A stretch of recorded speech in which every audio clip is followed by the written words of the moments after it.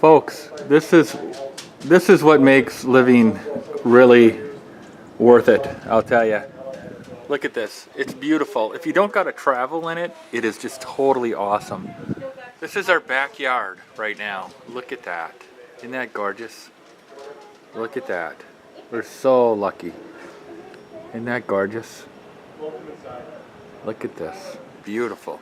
So one nice thing about living in Wisconsin is this is the first time this year we've had an actual beautiful snowfall that's heavy enough that without wind that all the snow sticks on all the limbs of the trees.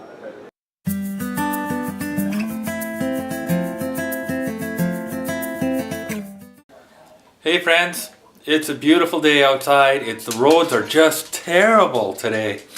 Our highway here is just unbelievable. Nothing's been plowed yet. It's 10 o'clock. It's been snowing since midnight last night, and they just plowed our street, but the main highway is just a total mess right now. So what do you do on a day off? So I'm not going to work, obviously. So it's a day off. So what do you do on a day off? Well, Debbie is doing her fermenting, and we have a beautiful cardinal in this. Hold on. Beautiful cardinal. Oh. So what do you do on a day off? Well, seeing as Debbie's doing this fermenting thing, she's been busy putting together some fermenting stuff, and I'll show you a little bit what it is. I'm not familiar with it, but she's trying to become an expert at it, and it actually is working out pretty good. Hold on. So you're doing some cabbage here? Fermented cabbage, and I'm doing some fresh salsa for you, plus some fermented salsa. Wow. Mm-hmm. So we are trying to go a little healthier here. Yep. Which is good. Fermented is very good for your body. And it's for inflammation. We also got, seeing as it's a school day today, we also got the grandkids here. We are also doing the old babysitting routine of the grandkids because there's no school today. It was canceled because of all that beautiful snow. And I'll show. We have one other thing. We have some news for you, and Debbie and I are going to sit down and talk to you about it. And it's about our land that we have purchased, or maybe not. Stay tuned. Okay, these are their famous toad in the holes. It's your toasted in a pan with cheese. You flip them. When you flip them again, when the cheese is brown, you throw your egg in the hole. And what are you doing? Are you hungry? Are you hungry? Yeah, these are your favorite. And Am I going somewhere? Yeah. Okay, we're gonna get these on your plates, and you can chow. Bye. Hey friends, a little update on the land. Boy, we were doing cartwheels. It was a good deal, and we have the actual paperwork and everything here, but I figured before I paid, because I got an invoice real fast to pay, an electronic one, from the company in Ohio that had the property for sale. We obviously did not go up and look at the property, but 10 acres, or 5 acres at the cost that they wanted, was just a deal. We had to take it.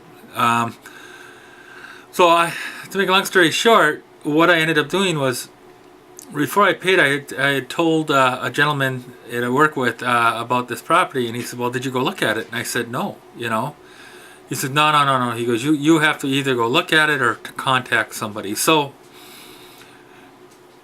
I thought about it, because I thought, boy, I'll tell you, this could be a disaster if there is something wrong with the property. Us being new to this whole process, it was a good deal, and you know the rule. If it sounds too good to be true, it's normally too good to be true.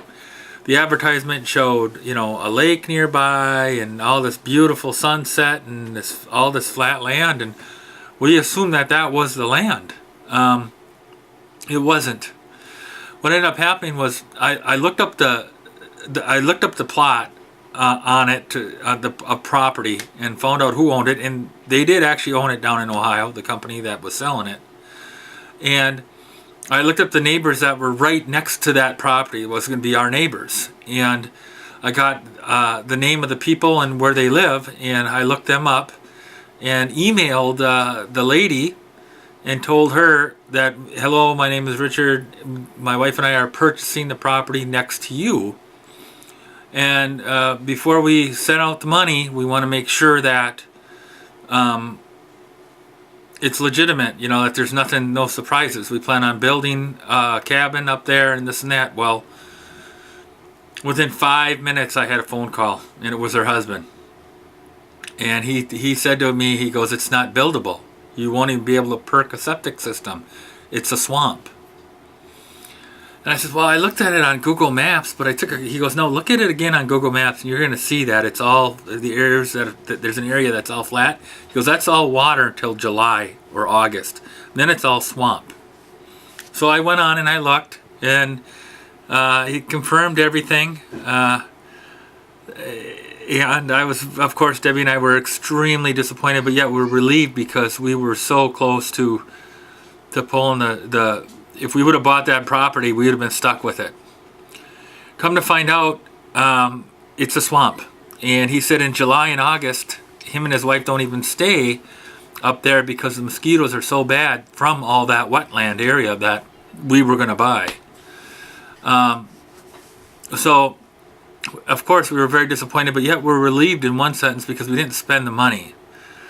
So, buyer beware. Don't buy any property sight unseen. So I contacted the realtor and I said, hey, what are you doing?